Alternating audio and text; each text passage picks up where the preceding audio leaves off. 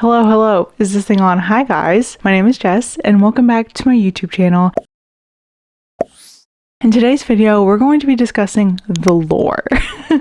We're going to be discussing what kind of books made me the book reader that I am today. We're going to be discussing kind of my reading journey in my life because some of you guys, including even my friends who watch these videos, they probably don't know all of the lore behind me being a reader and my journey of getting back into reading as an adult. So we're going to be talking about the background, what made me become me in terms of reading, aka my book lore. This is all thanks to a very, very wonderful video that Carrie Can Read did, where she basically did a lore from reading book tag. And so she compiled a list of questions and I'm just going to be answering them. I thought it'd be a fun video. It's a good one because I don't have a lot of videos up on this channel. So this will be a really good way for y'all to kind of get to know me a little bit better. So let's go ahead and get started in this video. I'm very excited because we get to dive into some deep memories from my childhood, which has been very, very repressed.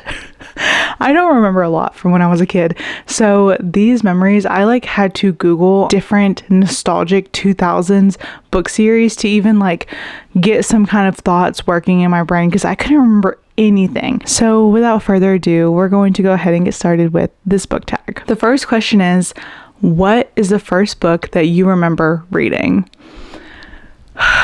This was really hard for me because, like I said before, a lot of my childhood, I do not remember large chunks of it. So when I was looking up different books, there's all kinds of books that, of course, we're familiar with. I have a lot of specific memories of reading the Berenstain Bear books. And I know that they had a TV show too, I think, when I was a kid. But the books, I remember reading them because when I was 4 or 5, I would read books out loud to my little brother who was a baby at the time.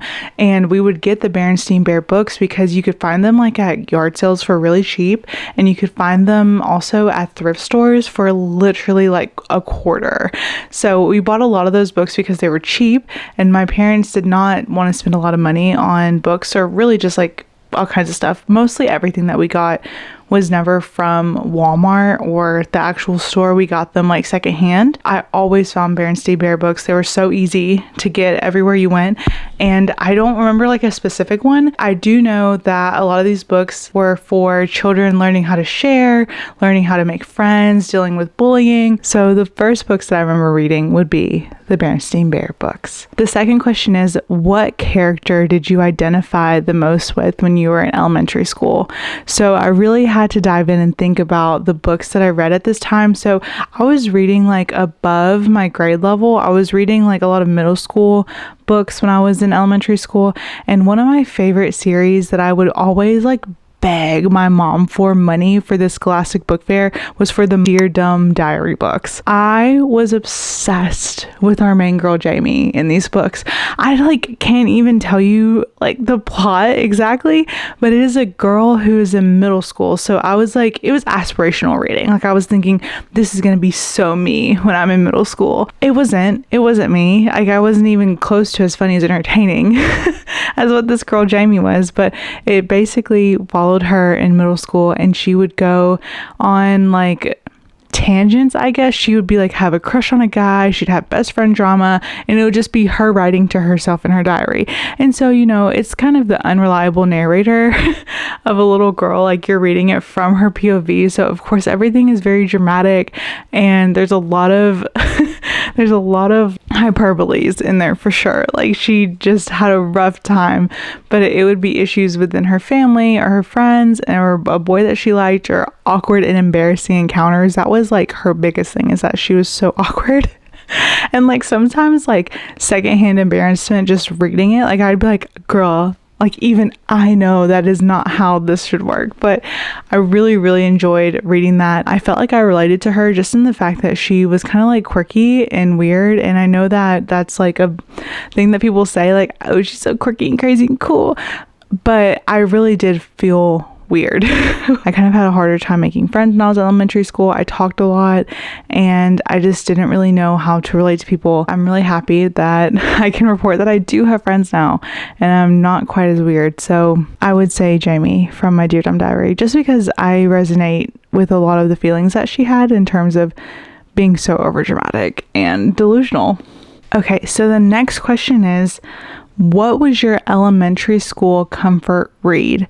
That is kind of hard for me because I did not have like a certain book that I would go back to and like read over and over again. A lot of books with female protagonists like Junie B. Jones, My Dear Dumb Diary, the Magic Tree House books, and there was another book series too. Like the Mary-Kate and Ashley books. I remember reading those when I was in elementary school. I wouldn't call them comfort reads per se, but I did enjoy them. I didn't really get into like super obsessive behavior about books until I was in middle school, and that's where everything took a turn. Or maybe even like 5th grade going into 6th grade.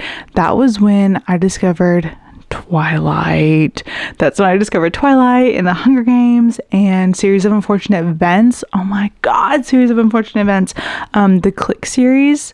Obsessed with the Click series and the Fear Street series by R.L. Stine, like the Goosebumps counterpart. Those series, I would call them comfort reads. Really, honestly, out of all of those, I would say that the Fear Street series was probably my biggest comfort read because I would reread those when I was in middle school. So this book series comprises of a bunch of standalones that all happen to teenagers in the same town called Shadyside.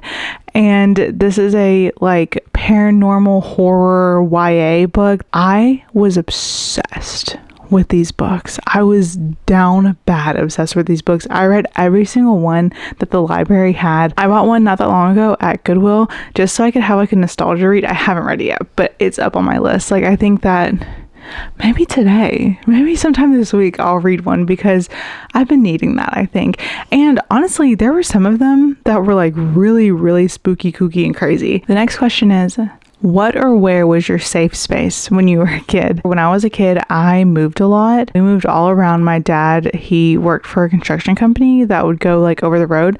So we would go different places, and we lived for 2 long stretches. We lived in Florida, like Panama City, and then for another stretch, we lived in Kentucky, like my high school. And I really, really found that the only place that stayed constant for me was like my grandparents' house. They lived in Kentucky. So we would come and visit them on holidays, and then we eventually moved here after my grandpa died, and I just love going to her house. Like there's something so nostalgic still as an adult about going to her house. I spent summers with her whenever I was like in middle school or elementary school. We would come for the summer, me and my little brother, and I would go. She would take me to the library. I'd check out like 10 books, and then I would just lay on her couch, her green velvet couch, and I would read the Fear Street books mostly. I would read those just over and over again, and then like 3 days later, she'd take me to the library, I'd get more books, and I'd go back to her velvet couch, and I'd lay down and I'd read again. So I love my grandma's house. It just feels like home. Like her, it's so weird, like her house feels like home to me. It's like one of the only places I think in my entire life that has stayed the same house. Like the entire time that I've lived, she's lived in that house. So I love my grandma's house. I love reading on her couch, her velvet green couch. She doesn't have it anymore recently, like in the last like 5-ish years, maybe 5 to 10 years, she's gotten rid of the green couch and she got like new couches, and they're comfortable, they're great, but they are not the same as her iconic green velvet couches. So how has your taste in books changed since childhood? My taste in books has changed quite a bit. I lean a lot more towards fantasy, romantasy, and romance, like fantasy and romance together and separate. I lean very heavy into those. When you're a kid, like childhood specifically, that kind of reading is just more like general fiction. There isn't really a lot of genres, I felt like, when I was a kid. For me personally, I don't know what the scape is like right now because I don't have kids and I don't read children's grade books anymore. I don't know what the landscape is now for reading, but I know that whenever I was a kid, the only books that I really felt were available to me were the books that I've listed before, Junie B. Jones and those style books. So I didn't really read very wide or diversely when I was a kid. Now I try to read a bit more diversely. I still love mystery books and thrillers. I was obsessed with the Fear Street books, and I probably can go back to those and read them now as an adult, but I don't like horror as an adult now. Like adult horror is just like too too gruesome and gory for me. Also, I have really bad nightmares now, like as an adult. So I try not to like read anything that's going to perpetuate something deep into my self-conscious that's going to be like magnified in my dreams. So I don't read any adult horror books really. I try to stay away from that for the most part. I still love a lot of books that I read before, like The Hunger Games, like The Sunrise on the Reaping just came out last week, so I'll be reading that, and that's like the same thing that I read when I was in 8th grade. I would say that it's changed a lot, obviously, but it has not really completely 180 to the other side. Like, I'm not reading like only nonfiction books, because that would be a complete shift. I did when I was in middle school, like my 8th grade year, I got into Sarah Dessen romance books, and that was the first book series that I remember reading that I was like, oh, this is romance. Like this is romance. And I was deep into those Sarah Dessen books when I was in 8th grade. But a lot of things changed for me like once I went to high school, because our high school was right next to our elementary middle school. It's all one campus, like very close together, small school, both of them. So our high school library did not have a lot of fiction books. People did not check out books from the library in my high school. Like, you could go back over to the middle school elementary library to check out books there, because they had like all age range, but like it was too much of a hassle for me to go back over to the elementary middle school, and also I felt dumb doing that. So once I got into high school, I really tanked on my reading. I actually didn't read at all. I didn't read all through high school. I didn't read all through college until I was getting my master's. So literally, like, I would say maybe like 8.5, 9 years realistically of me not picking up a book and reading at all during that time. That wasn't assigned to me in school, like a college class made me read it. So it's been quite a journey to get back into reading, but I am making up for lost time. I really am making up for lost time. I'm reading books like you wouldn't even believe. Okay, so this question kind of goes with the last one that we did, and the question is, did you feel inspired to read by your school? And if yes, how did the school encourage that upbringing? I did feel encouraged to read when I was in elementary and middle school, because we had AR test. Every school that I went to called it something different or close to like AR points, star reading goal, that kind of thing. So I really felt like I was being incentivized to read when I was a kid, because you would win like a pizza party if you read as much as what you were supposed to. If you got so many points, you got like extra treasures out of the treasure chest. You got like a sticker, you got like a smiley, I felt very rewarded when I was a kid reading.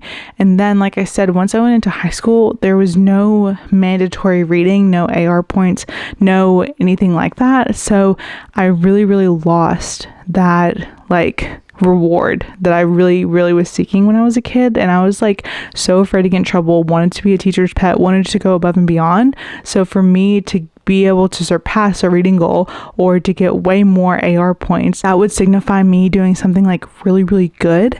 So when I was a kid, I loved reading, not just for the praise and the accolades from the teacher, but also like I enjoyed the stories. But once you took away that praise that you were getting when you were a kid and just replaced it with nothing, I kind of lost all reason to want to read. And also, I just wanted to do things with my friends. I wanted to hang out with my friends. I wanted to like literally spend hours and hours and hours on YouTube. Like, I wish I could clock the amount of time that I spent on YouTube and during my high school. It is outrageous. And my time spent on Twitter, egregious. Like, literally Twitter and YouTube when I was in high school, like we're talking like the 2012 to 2015 is when I graduated. That time, there was no time for reading. I was clocked the fuck in on twitter.com and youtube.com doing my shit. So I was freaking my shit back then. I wouldn't have had time for reading. Just to be completely honest, I wouldn't have made time. It wouldn't have been worth it. I was not getting the same amount of satisfaction that I was getting out of the internet at that point in time. Next question. What book have you wanted to return to lately? Percy M.F.N. Jackson, babe. Percy Jackson in the Olympian series, babe. That's what I am returning back to it. I have the entire box set right behind me that I got for Christmas from my mommy this year. we're jumping back in. And I read it when I was probably like early middle school, maybe late elementary school. I can't exactly remember when I read it, but I read these books and I was so freaking hooked. However, like now I can't remember a lot of the stuff, like a lot of the contents of the books. And when they came out with the Disney Plus TV show with Walker Scoville on it, I was like, oh my God, he's eating as Percy Jackson. Like he is Percy. And I loved that Disney Plus series, and I'm really excited for season 2. And that's kind of what got me into wanting to reread the books, was that as I was watching the show, I was remembering things and I was like, I don't think this is exactly the same. And so I did like some digging online and I was like, I just need to reread them because one, they're going to be pretty easy and fast for me to get through. One of my friends just reread them last year. So I think that I'm going to really enjoy it. Love Greek mythology. I ride or die for Greek mythology. I will be returning to Percy Jackson. I keep saying that and I haven't done it yet, but we're only 3 months into this year. So just give me a freaking minute, okay? Thank you. Okay, my favorite or most formative YA series. So we're going into my middle school reading now, and I would say that one that has held up and like withstood the test of time, the Hunger Games series by Suzanne Collins, literally just keeps giving. It does. Like, I read the original trilogy when I was in middle school. I cried so hard during Mockingjay that, like, I cried tears onto the page, and like the middle school copy at my school that I went to has tear stains on the page because I was so upset when I read that book. And then you're gonna tell me that like 8 years later after that they come out with Ballad of Songbirds and Snakes, the movie, and I read the book, so good. And then they come out with Sunrise on the Reaping. My friend is reading it right now, and she said that she's literally crying while reading it, that she's hurt. And so that is like the book series that keeps on giving, babe. Like, it just keeps on coming. This dystopian world that Suzanne Collins is just so rich with possibility, and like the fact that she could just like keep writing more books about other people in the series. It's just crazy what she can do with it still after all these years of having this book series. Like, there's still so much more that can be done with it. I think that it really helped shape the kinds of things that I wanted to read when I was in middle school, because like after I read that, I started reading Divergent, I read Maze Runner, and I read other books that were kind of in that sphere, and it really did open a different door that I never had before. So love the Hunger Games. Okay, next is a book that you read in school that you loved. This one was hard for me because I don't remember like any of the assigned readings that I had when I was in elementary, middle, high school. I know that we had to read like Shakespeare. Of course, we had to read like Hatchet. We read To Kill a Mockingbird. We read Roll of Thunder, Hear My Cry. You know, we read those kind of books, but I don't really remember a lot about them to be able to tell you like, oh, I loved this. Like, I think that I probably enjoyed them and that I felt something from them. You know, they probably made me write an open response essay about them, and I probably was like, I love this book so much, but I really don't remember the premise of most of those, and so I cannot even tell you because I have not returned to them. Next, she said, your weirdest favorite book. I'm drawing nothing but blanks here. I went through all of my books on my Goodreads that I've read, that I gave like good ratings to, and none of them are weird per se. Like, none of them are very strange and like don't fit. So I don't have like a weirdest favorite read. I have one read, I guess, now that I'm talking about it, that kind of stands out from the others in terms of it is a self-help book. It's the like only self-help book that I've ever read, and that's Atomic Habits. I did enjoy that book. It did kind of change the way that I thought about things and the way that I perceive the things that I do in my life. So Atomic Habits was a really good read. Yes, it could be weird if you're looking at my other readings because it does not fit in the same lane as those other readings. So maybe Atomic Habits, but that's still not a weird read. That's probably not exactly what what Carrie was thinking about when she made this book tag. The next question, if your 13-year-old self could live in a fictional world, what world would it be? When I was 13, if I could have been Bella from Twilight living in Forks, Washington, which I know that Forks, Washington is a real place, but the fictional world in which there are vampires and werewolves there, That's where I would want to be. But not only do I want to be in the world, I want to be Bella. Like, I want to be her. I don't want to be like Jessica, her best friend who doesn't get to know anything like in the world, because it's not like a different fantasy world. But I want to live in Forks, Washington and be Bella Swan.